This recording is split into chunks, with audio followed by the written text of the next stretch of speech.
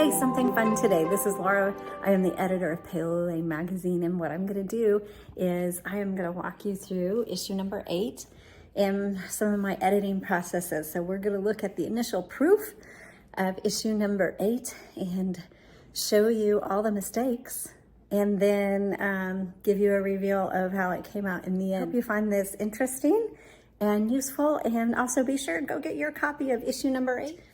On our website, it's always in print, or always available, I should say. We print to order, so all of our issues are always available. All right, I hope you enjoy. My printer prints out a full magazine for me. Some people get like print sheets. I don't know what they call them. He doesn't do that, which I love this because what it looks like on the computer screen and what it looks like in print a lot of times is very different. And in this case, my cover, and I have to hold it at an angle, otherwise the glare is so bad. My cover looks so different on the screen than it did in person. When I picked it up, I was just very underwhelmed. I did not like it at all. And to me, the cover just really has to sing. And so you can see my notes on here. I was like, I gotta change my colors up here. Did not like that at all. I decided the image wasn't working for me, and so I had to just really work with it, and I didn't like this blank space down here. So what I did is, ta-da, I flipped. I know it's hard to see, sorry for the glare. It's a glossy cover, so it's just, the light just bounces right off of it. So if you can see is, I flipped the image and warmed it up, which is kind of more to what it was originally. The original image was warm, and I had cooled it down thinking it was too much. But I kind of restored some of that warmth, added just some, like some magazine issues. It tells you kind of what kind of articles are on the inside, and changed the font colors. And to me, it just all blends so much better, and it stands out. And I know it's kind of hard to see. Here we go, if you can see the difference of how it looks. And this is what I love about the editing process, because I learned so much. I'm self-taught, and this is how I learn. I learn by looking at other magazines. I learn by, in my editing process, what I did and didn't like. All right, so let's take a look. And I used a more subdued spinal design. I really like to have like colorful opposite colors. But on this one, it just, with the theme of being Be Still and it being a much more reflective feeling, anything else I put on there just felt too jarring for this particular issue. So I kept it much more subdued. So I opened up, and basically I changed nearly every page, and you never know how it's going to translate into print. So I just like to go in, and when I see it in print, I'm like, is it the right layout? Like this I thought was too big. I wanted smaller font in all of my because to me it looked a little more elementary the bigger the font. And the footer I was too prominent. I wanted the footer to be a little bit smaller. And so you can come in and you can just see my notes, and this is kind of my notes saying make this smaller. Like this, I wanted it over. That page was okay. You can see here again, that's my note saying make it smaller, there is this like window in print, and I'm trying to keep most of my content within that window, and you can see this went outside of that. And so, and I also ended up changing this header. So let's go ahead and I'll show you the differences. So there's that page originally. And then just small details. I moved it from here to over here, made this smaller, made that smaller. It's just much more pleasing to the eye, in my opinion. So you can kind of see the difference here and here. And I don't know if it shows up in the video or not, but for me, it was much more different. On this page, I ended up adding. So you can look at I said add a quote, and I wanted to change that image because this image was never even in the magazine. So this is the edited version. So there's the quote, there's the image that I changed it to. And you can see I made a lot of changes to this page. And this page just didn't stand out. This is like my editor introduction. And I didn't like the heading. It just didn't do anything for me. And this is what I changed it to. I added a heading, an actual title. I put my photo there, and I moved the quote over. And actually, even though I made the quote smaller, to me, as I'm reading the magazine, it's more readable. So here it goes from this to this. And I'm not going to go through every single page. You'll need to get the magazine to kind of see, but I'll flip through some of the main things I did. And then I told you on this one, I kind of made quite a bit of changes here. So I'll have you can take a look. I didn't like my title I didn't like the layout of my title. It was too big. This was too big. It wasn't within the box that it needed to be in. And so this is the final. And so you can see I brought it in, I made the font smaller, and I completely changed the title. So again, here's the finished product. Here's the original. And back to the finished. Completely different. And those were just relatively minor changes, but really they were big. And we'll just kind of flip through. And I actually did make some changes on these pages, but it wasn't a lot. This page I ended up doing quite a bit. I opened it and I was like, I liked it, but it didn't speak to me. So I ended up changing it to this. So that,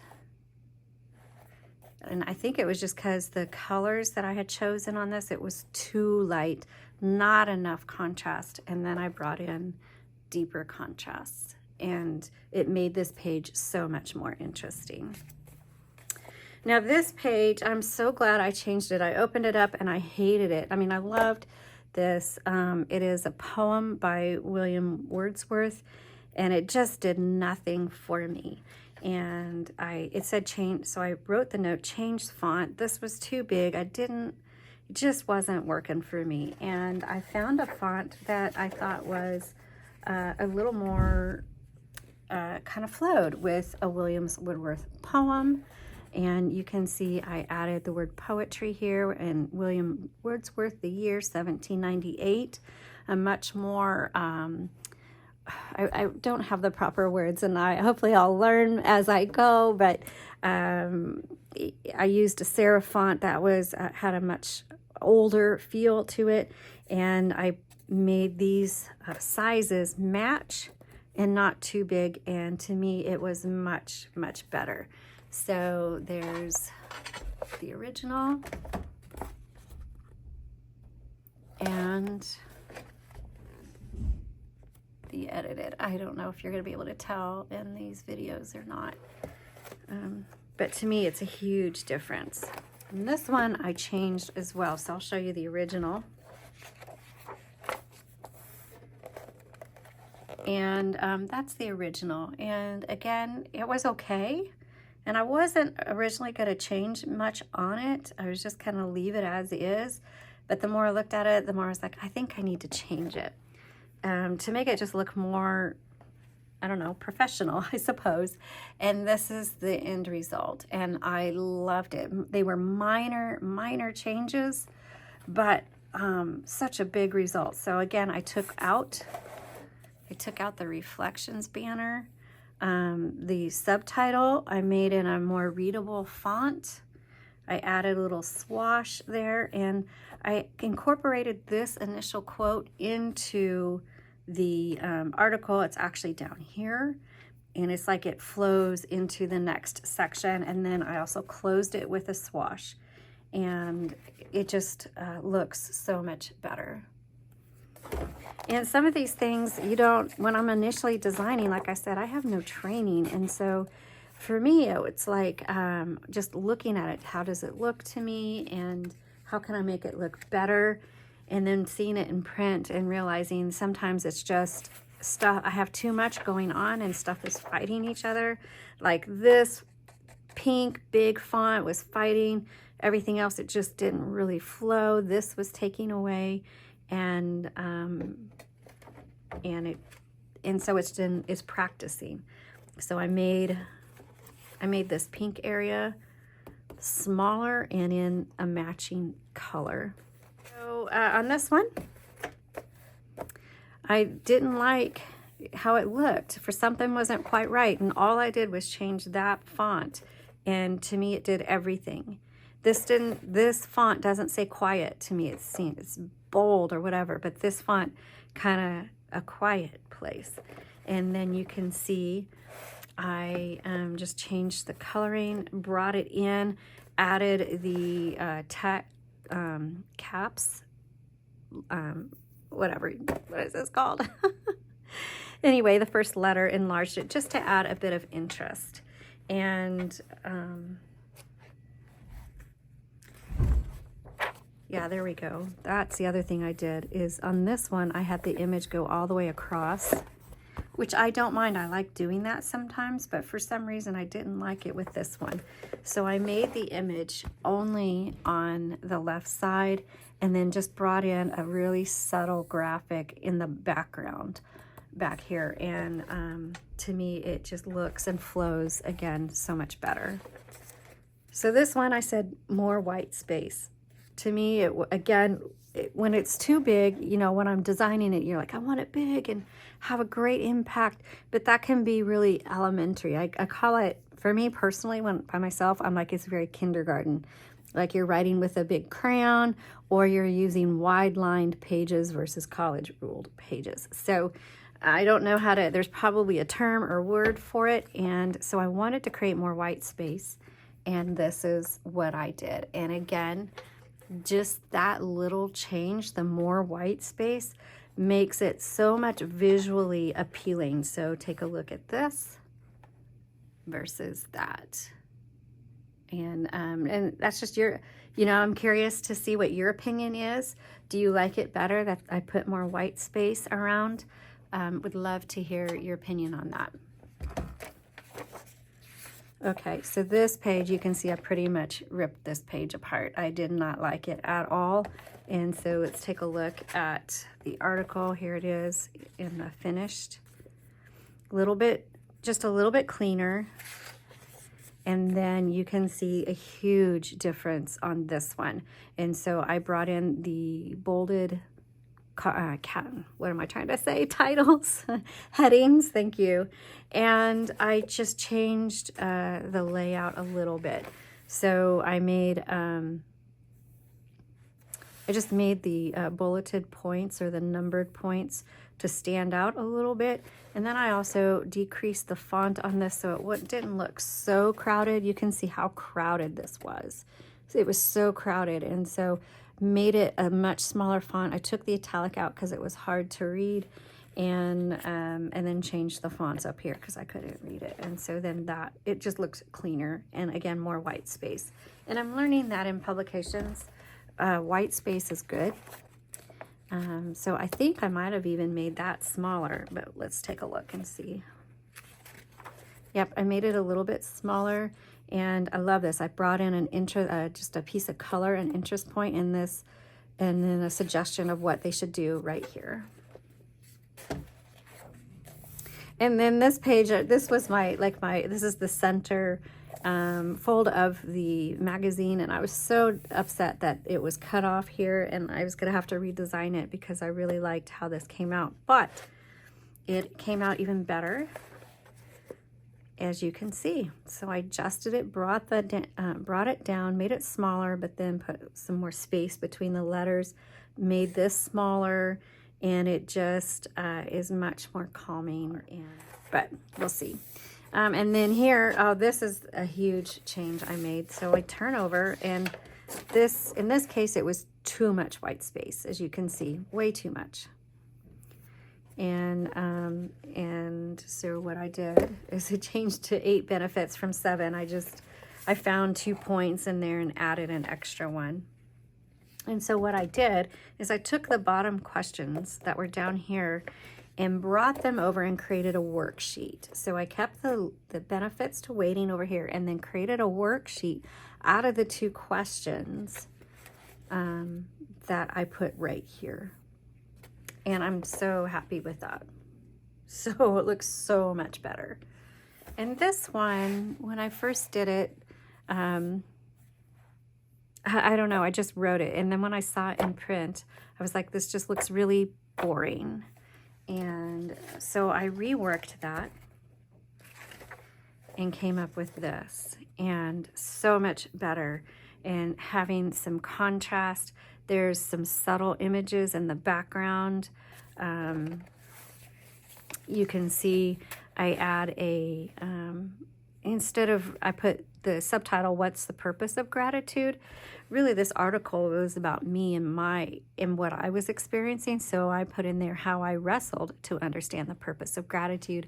What I'm learning is people, we love to not be told what to do, or to feel like there's an expert talking to us, rather than just someone who is like us and is living life with us. And that's really how I'm learning to write within Paola Lane. So I changed that subtitle to really be that, because this is true. I was writing about what I was learning and about understanding my purpose of gratitude, and instead of just doing it to do it. And added a little extra space for, I put some definitions between thankful and grateful. And it looks to me much more pleasing to the eye, much more invites me in to read it, in my opinion. Changes on the, oh yes, so I made a very simple change on this one, but I thought it made a really big difference. And that is, I just changed the color. And so it brought some contrast and interest. And that's the only thing I did. And I really like, now obviously I made these smaller, but it makes it look, just what a difference that makes. And then this one, when I opened it up, I was so disappointed because I love this image, but like this quote, like just ruined the image for me because it was like too much. And so all I did is I made it a little bit smaller, and now it's just absolutely adorable and perfect. But what I found with this one is people didn't, when I read it, I didn't realize, to me it was obvious that people would not realize that this quote here was part of this list, part of how I've learned to quiet my soul. So just minor changes again, smaller font. And what I did is in the same color and similar size, but instead of script font, I put "and finally," and then the quote right here, which is part of this list. And it works so much better. So that's the new, that's the old.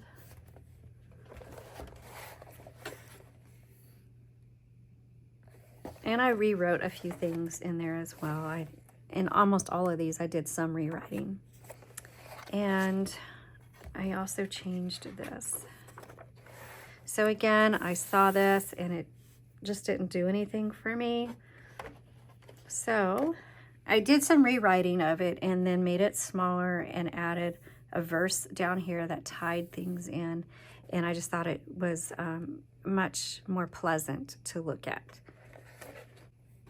And so I think my biggest takeaway in editing these magazines and doing it for, this is my 8th one, and you would think I would have learned before now, but it wasn't until this one that I learned, like even if you look at the footer, just changing the size and in cases I changed the font of the actual numbers, just changing the size of that and changing the font size I use, and then also bringing my margins in so that I have more white space along my margins really makes a huge difference. You can see on this one, I brought my image down. So bigger is not always better in print.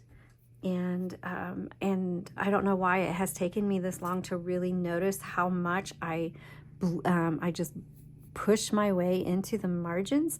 And again, I think it's like that kindergartner, we don't always stay in the lines. When we're learning to color, we got to develop some motor skill control. And this is really the first magazine issue where for some reason that clicked. Oh my goodness, I've got to bring everything in. I've got to have wider margins, more white space, a little bit smaller font, and go from wide ruled to college ruled. And I'm so happy with this issue because it seems very simple maybe telling you about it right now, but to me it was like a major aha moment. And then you can see the difference here. Again, I made it smaller, and instead of just leaving this big image, I added a quote to kind of tie in what I was wanting people to work on. Another big, I love to create tone on tone, or I love the design look of, like scribbles, like having font that is difficult to read. So it's more of a design element, but at the same time, if you can take time to really read it, there's a message there. I love that. That is just something I personally enjoy as a designer, so you will probably find it somewhere in every one of my issues. But it didn't work on this one.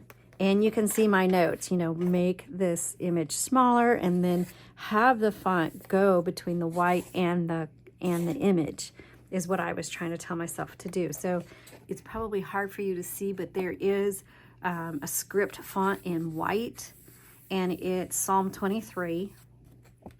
And it didn't, as a design element, it didn't look good. And so the whole purpose of that is for it to look good.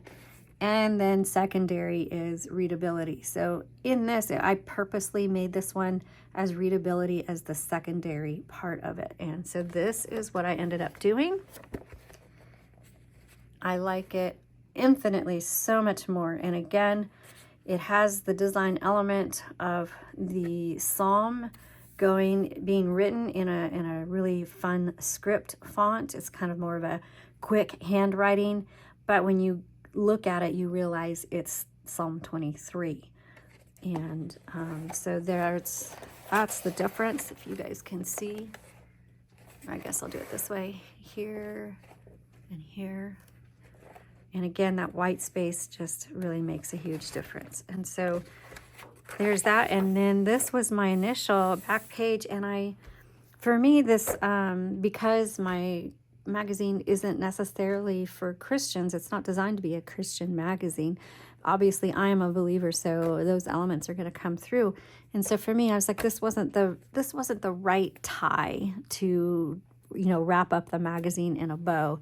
So instead, I changed it and I brought similar imagery to the cover, and I just said, "Come away and be still." And I thought that tied everything together. So there you got a look at what issue number 8 looks like. I hope you go and get a copy and read it, because it's really an excellent, especially if you just want to learn to slow down and have a space to practice that. All my issues are always available, and so they're not seasonal. They don't go out of date unless there's something that happens. So go to paola.com and order a copy of issue number 8. And I hope you enjoyed this journey as I kind of shared with you some of my thinking behind design and